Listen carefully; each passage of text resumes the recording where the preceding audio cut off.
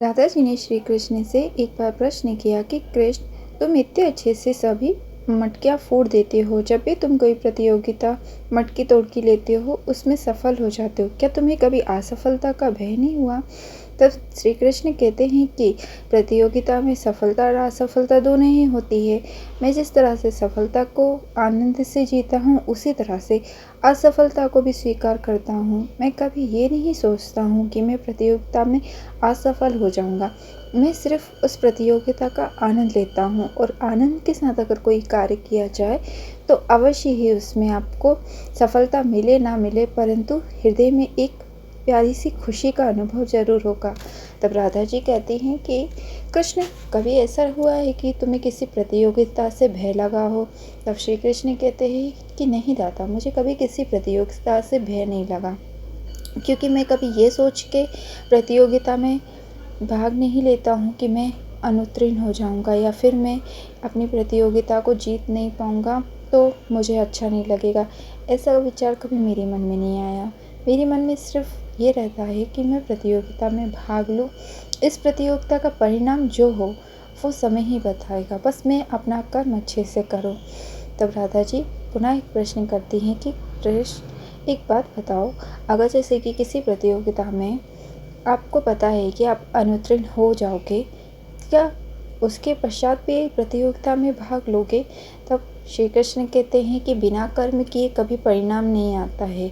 अगर मैं कोशिश ही नहीं करूँगा तो ज़रूर अनुत्तीर्ण हो जाऊँगा, पर अगर मैं उस प्रतियोगिता में भाग लूँगा और अपना पूर्ण कर्म करूँगा, उसके बाद में अगर परिणाम मेरे हक में नहीं आएगा तो मैं इस चीज़ को स्वीकार करूँगा कि हाँ, मेरे अंदर कुछ कमी थी। परंतु अगर मैं भाग ही नहीं लूँगा तो निश्चित ही मैं अनुत्तीर्णता प्राप्त करूँगा। इससे अच्छा है कि पहले हार मानने से अच्छा है कि खेल के हार मानी जाए, क्योंकि खेल के हार मानेंगे तो कुछ ना कुछ सीखने को मिलेगा। परंतु अगर आप प्रयास ही नहीं करेंगे, प्रयास करने से पहले ही हार मान जाएंगे, तो जो आपको सीखने को मिल रहा है वो भी नहीं मिलेगा। इसीलिए कभी भी प्रतियोगिता में इस भय से नहीं खेलना चाहिए कि हम अनुत्तीर्ण हो जाएंगे, बल्कि ये सोच के खेलना चाहिए कि इस प्रतियोगिता से हमें कुछ ना कुछ सीखने को मिलेगा। कर्म अगर सही होगा तो प्रतियोगिता भी आपके हक में ही होगी। अगर आप अपना कर्म ही अच्छे से नहीं करेंगे तो जाहिर सी बात है कि आपको असफलता का सामना करना पड़ेगा, परंतु वो असफलता आपके अहित के लिए नहीं होगी बल्कि हित के लिए होगी, क्योंकि वो असफलता आपको कुछ सिखा जाएगी और जो सीख कर किसी चीज़ को करता है वो अवश्य ही कुछ ना कुछ अच्छा कर जाता है जीवन में। तब राधा जी ने कहा कि सही कहा कृष्ण, कभी भी प्रतियोगिता को प्रतियोगिता के तरह नहीं करना चाहिए, बल्कि एक आनंद की तरह ही उस प्रतियोगिता में भाग लेना चाहिए। चाहे आपका परिणाम जो भी हो, उस प्रतियोगिता में अगर आप आनंद के साथ में भाग लेंगे तो आपको कुछ ना कुछ अवश्य ही सीखने को मिलेगा।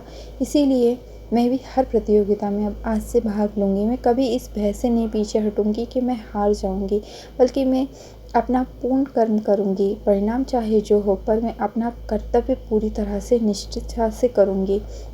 तब श्री कृष्ण कहते हैं कि सही कहा राधा, अगर कर्म अच्छा होता है तो परिणाम भी आपके हित में ही होता है। अगर आप सच्चे हो तो आपके साथ कभी कुछ गलत नहीं होगा। अगर कुछ गलत हो रहा है तो ये आपकी गलती नहीं है, ये फिर सिर्फ और सिर्फ आपके कुछ ऐसे कर्मों की गलती है जिसका परिणाम आपको भोगना पड़ रहा है। परंतु अगर आपकी नीयत अच्छी है तो ईश्वर ज़रूर आपकी मार्गदर्शन करते हैं, वो कभी अपने भक्तों को अकेला नहीं छोड़ते हैं। तब राधा जी कहती हैं कि कृष्ण, तुमने मुझे बहुत अच्छी बात बताई है, मैं इस बात को हमेशा स्मरण रखूँगी। तब श्री कृष्ण कहते हैं कि राधा, कितनी बातों को स्मरण रखोगी? तब राधा जी कहती है, जो तुम मुझे सिखाते हो, जो तुम मुझे बताते हो, वो मुझे सब याद रहता है। तुमसे मुझे बहुत कुछ सीखने को मिला। तब श्री कृष्ण कहते हैं, राधा, तुम शायद स्वयं को जानती नहीं हो। तब राधा जी कहती है, क्यों, मैं स्वयं को कैसे नहीं जानती हूँ? तब श्री कृष्ण कहते हैं कि राधा, एक बार अपने नेत्र बंद करो। तब राधा जी ने अपने नेत्र बंद किए तो उन्होंने अपनी वास्तविकता देखी। वास्तविकता इतनी प्यारी थी कि राधा जी के नेत्रों से आंसू आने लगे। तब राधा जी ने कहा कि वो कौन थी? तब श्री कृष्ण कहते कि राधा, वो तुम थी। राधा जी थोड़ी सी पिछली सी हो गई, कृष्ण जी ने कहा कि राधा विचलित मत हो, समय आने पे सब कुछ तुम जान जाओगी, बस अपने कर्म को अच्छे से करो। मैं हर पल तुम्हारे साथ हूँ, चाहे तुम्हारी परिस्थिति जैसी भी हो, मैं सदैव तुम्हारे साथ रहूँगा और कदम से कदम मिला के हम हर परिस्थिति को पार कर जाएंगे। तब राधा जी कहती है कि कृष्ण, मैं तुम्हारे साथ रह के बहुत प्रसन्न हूँ, मुझे जीवन का परम आनंद की अनुभूति होती है। हर एक पल तुम्हारे साथ ऐसा लगता है जैसे कि मानो मैंने पूरा जीवन तुम्हारे साथ एक पल में जी लिया हो। धन्यवाद कृष्ण। राधे राधे, श्री राधे राधे, राधे